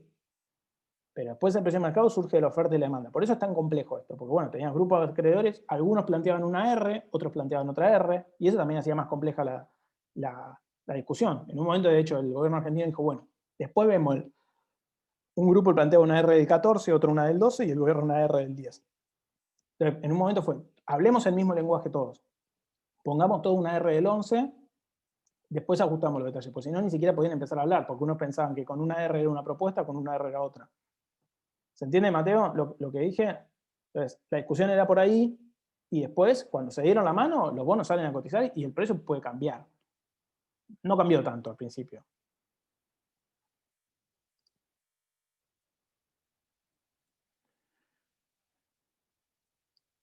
Entonces, estábamos con la fecha de emisión. Fecha de emisión se emitió el 4 de septiembre del 2020. Fecha de vencimiento, el 4 de julio del 2030. Y no lo dice acá, pero la primera cuota en realidad, porque creo que está en otro lado, la primera cuota es el 9 de julio, la primera cuota de interés es el 9 de julio del 2021. Después es cada 6 meses. ¿Sí? Después paga en enero y en julio. Pero la primera cuota de interés, y eso estaba en la negociación de este bono, la primera cuota, porque ya sabían que Argentina no iba a poder pagar casi nada en los próximos meses, la primera cuota iba a ser el 9 de julio, va a ser el 9 de julio del 2021. Que ahora que me puedo pensar, espero que lleguemos a pagar esa cuota por más bajita que sea. Entonces, primero las amortizaciones. Acá les marqué, ya lo estuvimos discutiendo, pero para después si ven la presentación, la amortización se efectuará en 13 cuotas semestrales. La primera cuota representativa del 4% del capital y las siguientes 12 restantes del 8%. Pagaderas el 9 de enero y el 9 de julio de cada año. Con la primera cuota siendo el 9 de julio de 2024 y la última el 9 de julio de 2030. Entonces, ¿qué es lo primero que voy a hacer? Primero voy a armar la planillita de cuándo se pagan los cupones. Como dijimos, el primero se paga el 9 de julio del 2021 y después ya es siempre 9 de enero, 9 de julio, 9 de enero, 9 de julio. Fíjense, 9 de enero, 9 de julio, 9 de enero, 9 de julio, así hasta llegar al 9 de julio del 30. ¿Sí? Por eso acá están las fechas. Entonces, lo siguiente que voy a armar es la tablita de valor residual y la de amortización.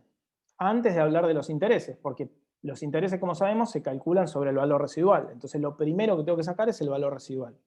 En el bono bullet es fácil, como siempre hablamos, la amortización es toda al final, entonces siempre va a ser 100, excepto la última. Entonces, en el bono bullet es fácil. En el bono argentino, no. Entonces, amortización. ¿Cuándo es la primera? La primera es el 9 de julio del 2024, acá. Entonces, acá vengo y pongo 4 de amortización, porque acuérdense, pagaba 4%, o sea, 4 de cada valor nominal. Si cada valor nominal es 100, el 4% es 4. ¿Sí? ¿Se acuerdan acá arriba? Poníamos las condiciones de emisión, te decía que voy a pagar 4% y las restantes 12 cuotas equivalentes al 8%. Entonces, 4 acá y 8% todo hasta el final. 8% en realidad es 8, esto ya estoy hablando no en porcentaje. Entonces, valor residual de la primera cuota sigue siendo 100. De la segunda 100, de la segunda 100, fíjense, porque todavía no pago nada de amortización. Ahora, cuando llegamos acá, en la cuota 8, ya el valor residual bajó a 96. ¿Por qué? Porque ya pagó 4 el gobierno. Y después de 88, porque ya pagó 8.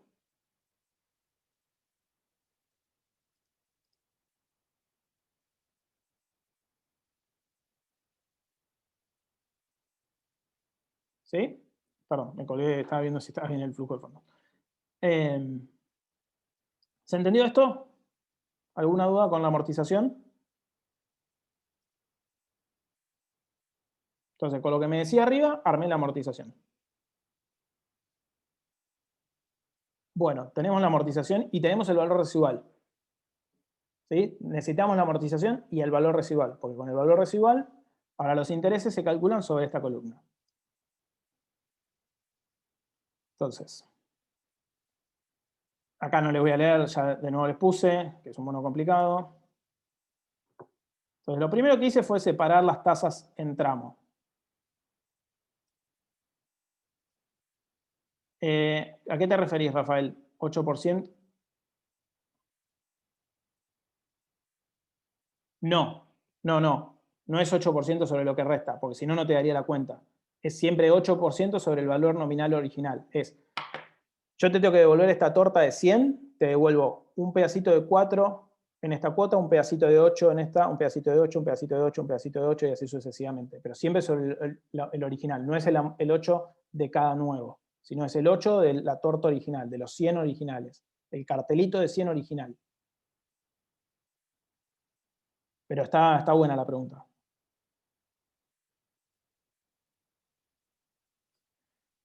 Entonces, lo siguiente que hice fue poner en limpio la tasa de interés.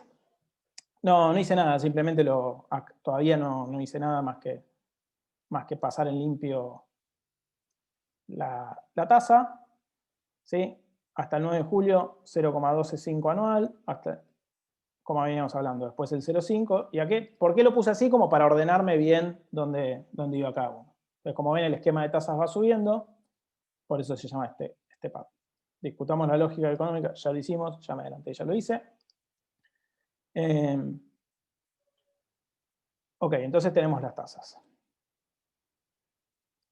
Entonces, ahora ya podemos calcular también la columna de intereses, porque ya tenemos el valor residual, sabemos las tasas y necesitamos los intereses. Ahora, es fácil después porque es siempre cada 6 meses.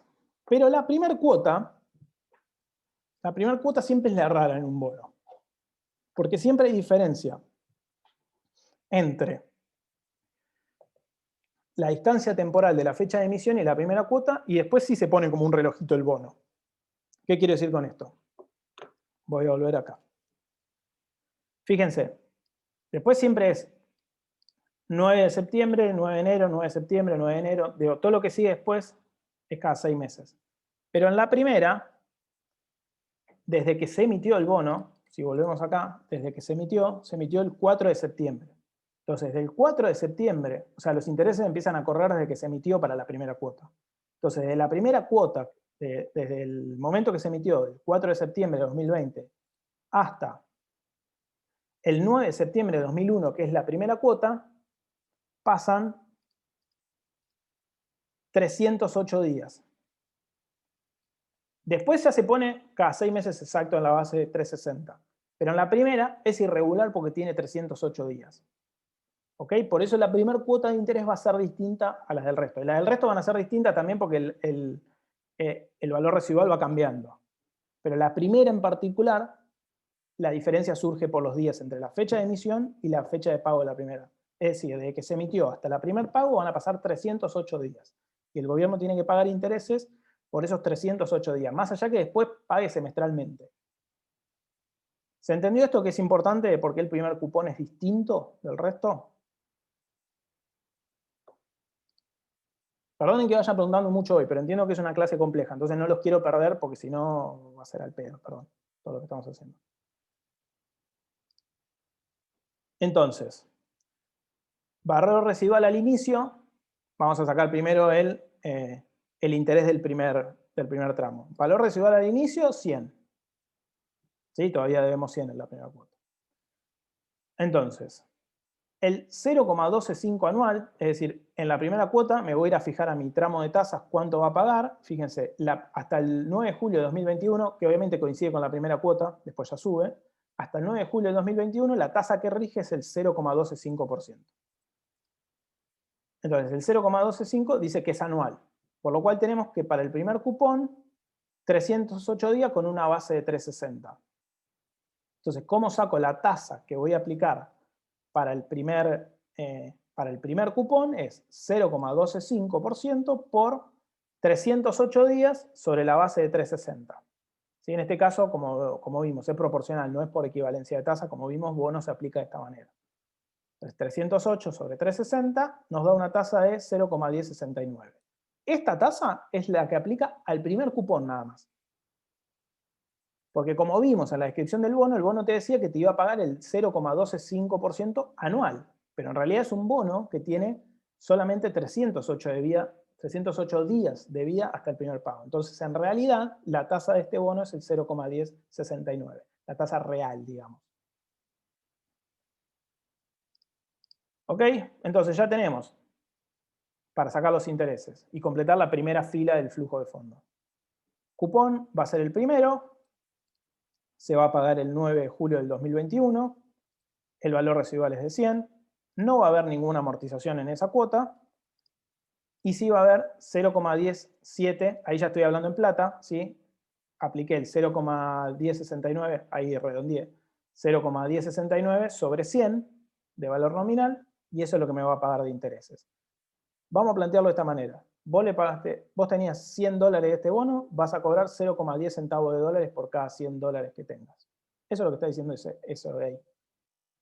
Entonces, si vos tenías 100 dólares de este bono, 100 dólares de valor nominal, vas a cobrar, en tu cuenta se te van a acreditar el 9 de julio del 2021, 0,1069 centavos de dólar.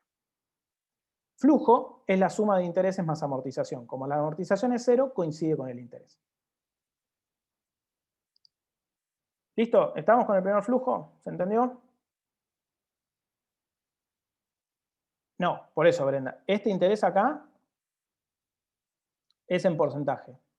Este de acá no está necesariamente en porcentaje, o sea, coincide, te va a dar lo mismo. Te va a dar lo mismo porque acá yo lo armé sobre 100, pero en realidad está en plata. ¿Sí? Es como que si lo calculara directamente sobre el valor nominal. Por eso yo les decía, para que lo lean, es, si vos tenés 100 dólares de este bono, si vos tenés 100 dólares de este bono, el 9 de julio del 2021 se te van a acreditar 0,1069 centavos. Claro, exacto. Flujo es la suma de amortización e interés. Ah, quedó redondeado, Candelaria, perdón. Quedó redondeado. Buena apreciación, quedó redondeado, pero es lo mismo.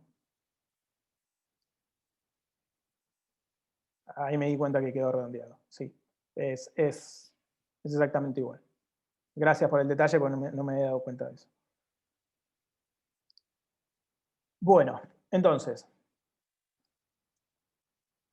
ahora ya es más fácil porque de ahora en más van a pasar 180 días. Por eso está armado exactamente 180 días en base 360. Entonces ya no tengo que ponerme a hacer cuenta de los días. Entonces, pero si el bono paga semestral y las tasas que te reportan están anuales, así que simplemente las tengo que dividir por 2. Entonces, ahora ya es más fácil porque es un semestre entero, aunque tengo que tener cuidado con qué tasa rige en cada momento. Entonces, la siguiente cuota habíamos visto que era el 9 de enero del 2022.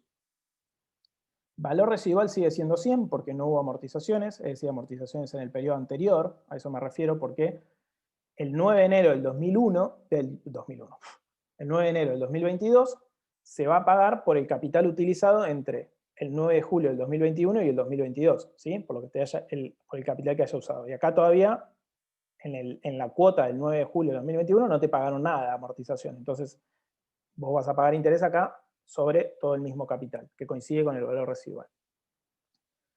Entonces, en la cuota de 9 de enero del 2022, valor residual sigue siendo 100, no hay amortizaciones todavía, ya sabemos arriba que la primera era en el 2024, y como les puse acá, ya rige la segunda trama de tasa de interés, que va desde el 9 de julio de 2021 hasta el 9 de julio de 2023, que es del 0,5% anual. Como vimos, acá pasan 6 meses, por lo cual implica una tasa semestral del 0,25. Si es del 0,5 anual, es del 0,25 semestral. Entonces, listo. Intereses Acá es 0,25 puesto en plata, obviamente. ¿Sí? Completamos intereses del segundo periodo. Flujo, 0,25. Coincide. ¿Por qué? Porque todavía no tengo amortización. Entonces, todos los cupones del segundo tramo van a ser iguales. ¿Por qué? Porque no hay pago de amortizaciones. Durante este tramo de la vida del bono, como no paga amortizaciones, van a ver que todas las cuotas son iguales. Miren, la cuota del 9 de julio del 2022, el capital que se debía de valor residual entre enero y julio del 2022 seguía siendo 100.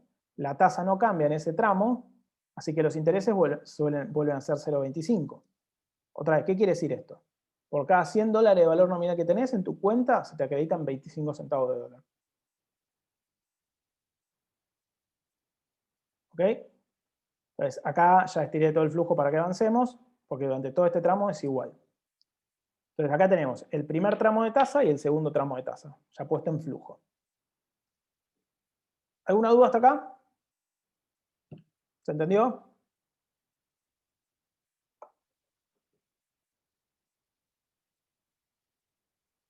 ¿Podemos avanzar? Perfecto. Acá ya voy a ir un poquito más rápido. La primera cuota de el 9 de enero del 2024 ya empieza a regir el tramo 3 de la tasa. Si se van para arriba, ya empieza a regir el tramo 3, que el tramo 3 es el 0,75.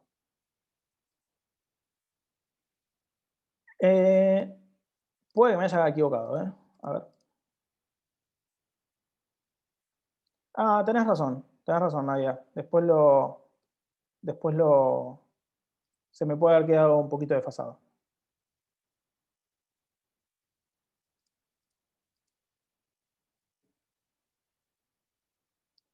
Ah, pero para. El 9/7 del 2003 es exclusive. Es decir, esa te la pagan sobre la anterior tasa, la del 9/7 del 23. La que cambia es de acá para adelante, Nadia. Si vos te fijas arriba en la descripción, te dice que es exclusive. Es decir, esa cuota va con el tramo anterior y de ahí para adelante cambia.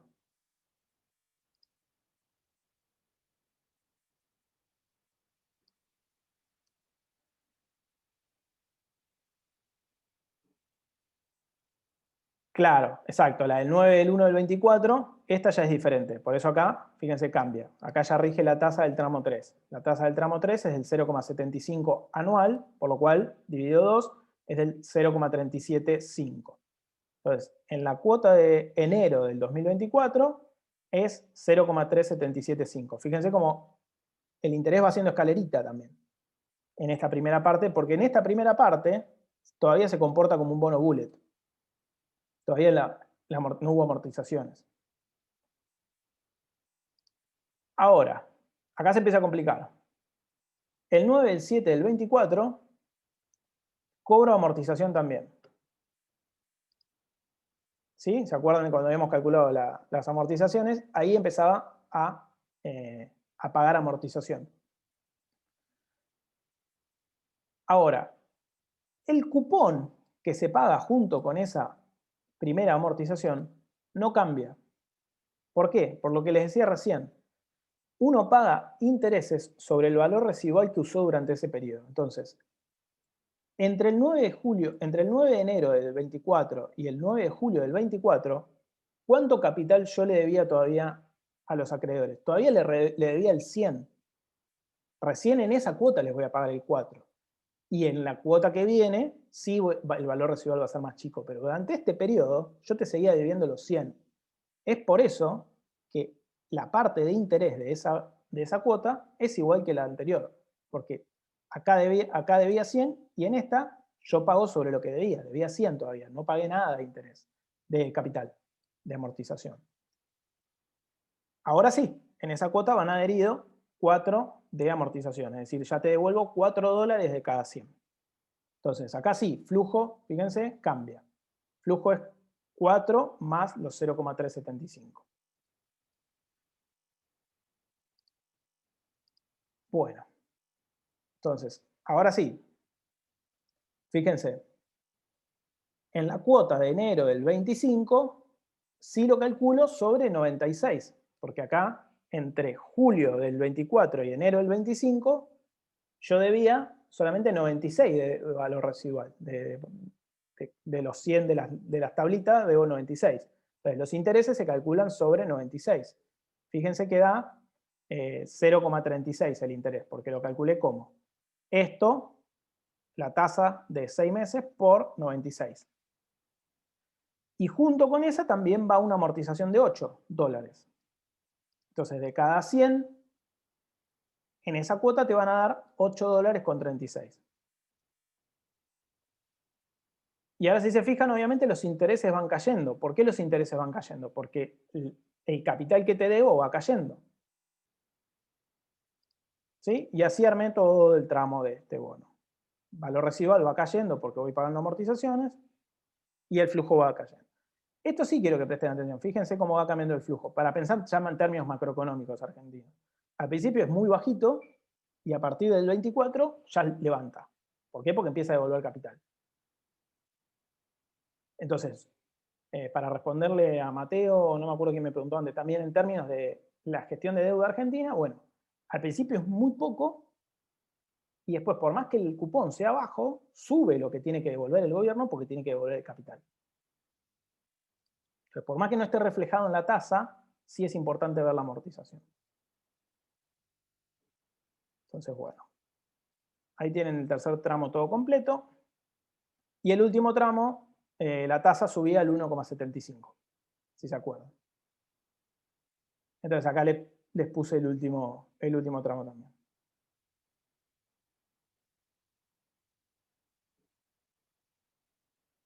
El valor de mercado va a subir o bajar en función de las condiciones de mercado. Acá estamos hablando de la estructura de flujo de fondo del bono. Después lo que pueda pasar ahí o no, con la cotización del bono, no tiene que ver necesariamente con la estructura. ¿Sí? Porque si no, todo lo podríamos, o sea, si el bono subiría ante pagos de eso, todo lo podríamos saber y ganar plata con eso, y no funciona así. ¿Sí? Puede ser que suba porque, no sé, el gobierno efectivamente paga y eso es una muestra de confianza y demás, y por ahí los bonos suben. O puede que el gobierno pague y el bono baje porque en realidad dicen, pagó y ahora las cuentas son más justas y no tienen más para pagar y baja. Lo que pase para adelante es, si posible, saber. Acá lo que estamos armando es la estructura del bono. Entonces, bueno, hicimos el último tramo, el 1,75, esto se los muestro para que vean. Llegamos al flujo de fondo del bono argentino de la L30. Si fuera Bullet es mucho más fácil, ¿no? Bullet con una tasa fija del 8, estirábamos toda la fórmula y se acababa. Pero bueno, acá tenemos todo el flujo de fondos. ¿Ok? Vamos a analizar un poquito para agregarle un poquito de valor a la clase. Listo, tenemos todo el flujo de fondos. Entonces, con esto, si quieren, pueden graficar, por ejemplo, cada 100 nominal, cómo va a ser los intereses de este bono, cómo van a ser las amortizaciones, cómo va a ser el flujo. Digo, lo pueden hacer incluso desde un inversor que les dice a ustedes, che, a ver, yo tengo 1.800 valores nominales de esto, ¿me proyectás cómo va a ser el flujo de esto? Sí, listo. Vos, cada uno de estos saben que es cada 100, multiplican eso por por el proporcional de 1.800 y le muestran en dólares cuánto cobrarían. O, si van a hacer análisis más macroeconómico, ¿qué hacen?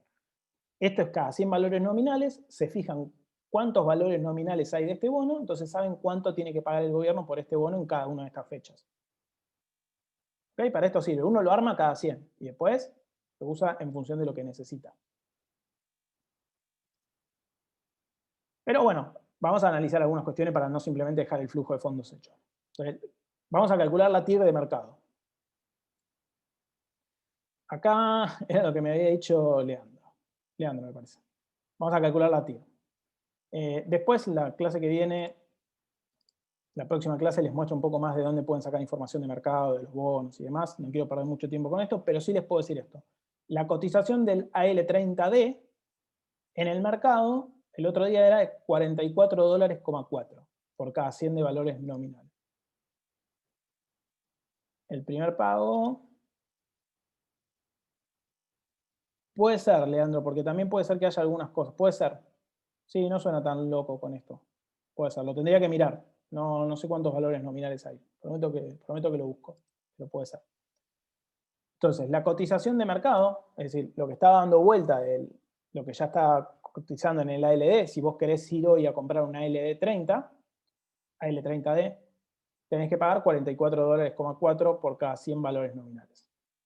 Fíjense, $44 por el derecho a cobrar todos esos intereses más 100. ¿Cómo es así a simple vista, cómo es la paridad de esto? Bajísima, ¿no?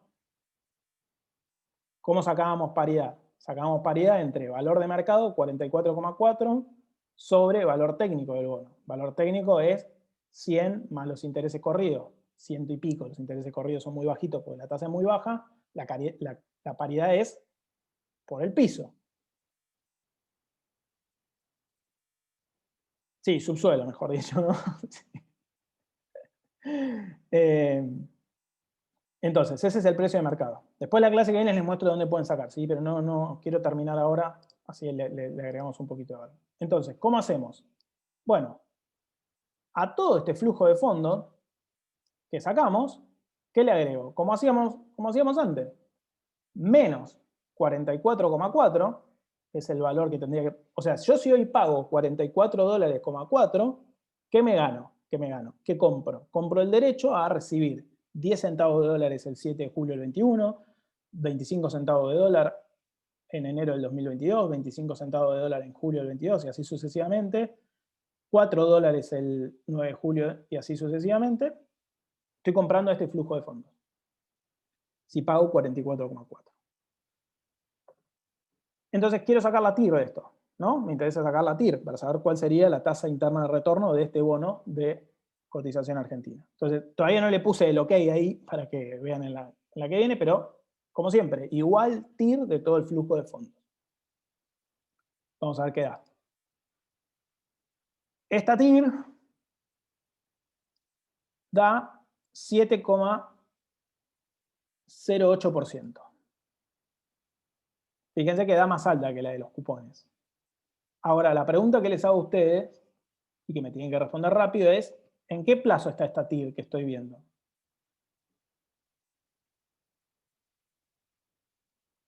¿Qué estoy mirando? ¿Una tasa anual, una tasa semestral, una tasa trimestral? Semestral, bien.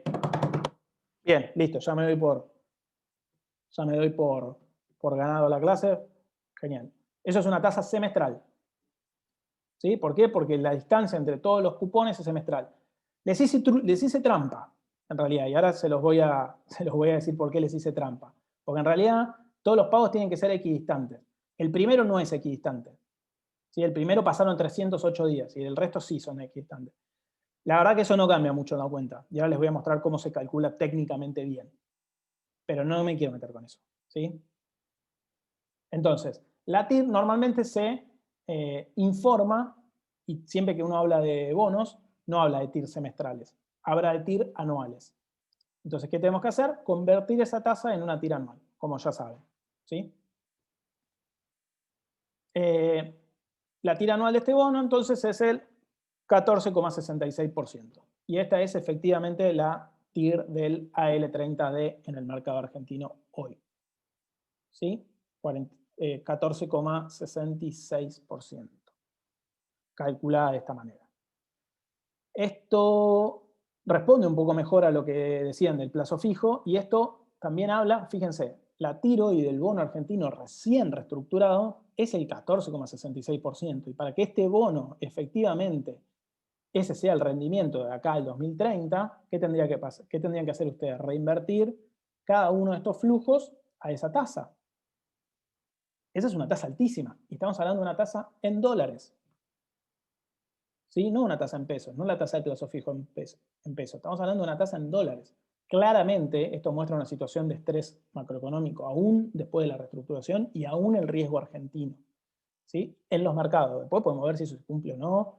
Esto es lo que al menos el mercado de bonos ve respecto a la economía argentina de acá a 2030. ¿Ok? ¿Se entendió entonces? 14%. Acuérdense, cuando les dije al principio de los jubilados italianos y los bonos en default del 2001, era una TIR del 18 y del 19. Digo, para que comparemos un poco las tasas en distintos momentos. Acá les dejo ese detalle técnico, nada más. Digo, si lo calculan así, para estos niveles de TIR, un poco más, un poco menos, no está mal. Digo esto de que el primer pago tiene 308 días. Ahora, si van a trabajar de esto, tienen que hacerlo de esta manera. Hay otra función de Excel que se llama tir.no.per, que es tir no periódica. ¿Sí? Entonces, en ese tienen que marcar el flujo, punto coma, las fechas. Entonces, de esa manera, Excel corrige por el diferencial de fechas. ¿Ok? En términos del examen, ni se preocupen por esto. Ni se preocupen por esto. Pero sí se los quería contar porque si van a laburar de esto, o si van a hacerlo de verdad, o si la forma correcta de hacerlo es esta. Pero como solo el periodo irregular es el primero, no cambia tanto. Entonces, hacen tir igual tir.no.per, que es la tir no periódica, y marcan el flujo, punto coma, las fechas. Entonces Excel corrige por el diferencial que no es equidistante al principio. Entonces vamos a ver cuánto da de esta manera. De esta manera da 14,02%. Entonces la corrección de los días iniciales cambia la TIR del 14,66 al 14,02. No cambia mucho. Cambia un poco sí, pero no mucho. Único detalle técnico, más que cuando uno usa esta fórmula, sale directamente una TIR anual.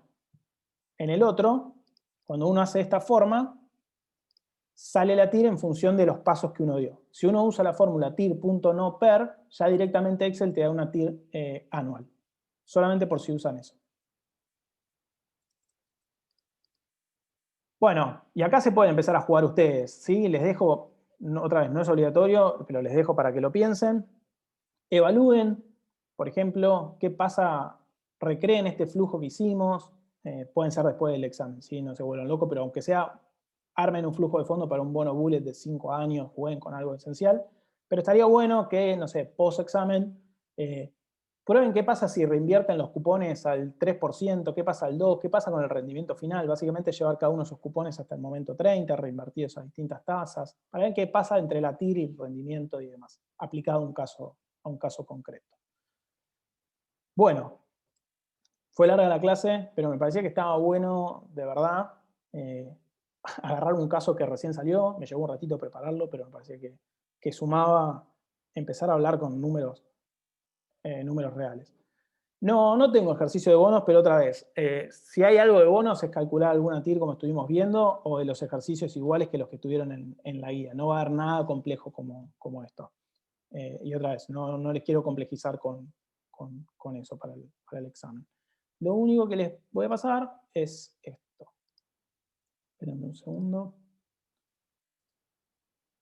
Yo después lo subo al campus, pero ahí tienen el form para que practiquen y después les subo la actividad de ese flujo de fondos si quieren jugar con uno, de un bono. Es de un bono de la provincia del Chaco no, de Chubut, para que hagan el flujo de fondos y completen ese Excel, ese form si tienen ganas. Es el mismo formulario que vamos a usar para el examen, por si quieren practicar cómo funciona y demás. No subí los resultados de rendimiento, no sé si voy a llegar a subirlos, pero veo si mañana tengo un rato y se los paso. Pueden chequearlo entre ustedes igual, ¿sí? Obviamente si alguien la terminó y... dice que no se puede entrar. Bueno, déjame ver. A ver si por ahí tengo que hacer algo. Tienen que entrar con el... A ver si yo tengo que tocar algo tipo publicar.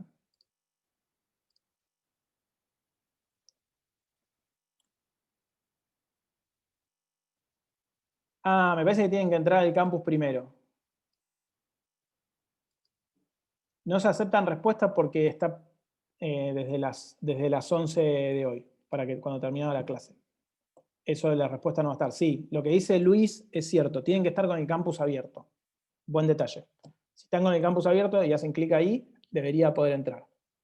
Igual, ahora después en un rato ya lo subo al campus y vamos trabajando para que ningún problema de este estilo surja el día del parcial. Consulta más de feedback. ¿Les gustó la clase de hoy? ¿Se entendió? ¿Se perdieron mucho? Pues me sirve como para planificar la segunda parte. Pero me parece que estaba bueno que vean un ejemplo real. Complejo, pero la verdad que la vida real es así. Al menos en Argentina. Genial. Si se entiende esto, los bonos que vienen después son, a ver, no todo, porque en realidad los bonos SER, los que ajustan por inflación, todos esos son más complejos, ¿sí? Esos son un poco más complejos. Pero este es un buen primer paso con tasas crecientes, valor residual y demás, como para empezar a trabajar sobre el flujo de fondos. Los que se dedican al mercado financiero en general están todo el tiempo armando calculadoras de bonos, que es armar bien ese flujo de fondos y calcular esa TIR, y después hay un montón de métricas más de bonos, que por eso tienen el libro Ariel Más, si quieren seguir trabajando. Yo voy a ver una métrica más que es duration, pero eso lo vamos a ver en la otra clase, porque uno no solamente tiene que mirar la TIR, sino que tiene que ver en cuándo le devuelven el capital, que es otra métrica, y en función de eso, para lo que es cálculo financiero terminamos, pero me parece que dentro de todo vimos un poquito. Bueno, cualquier cosa van escribiendo en el foro y nos vemos el próximo jueves para el examen. Buen fin de semana y buena preparación del examen.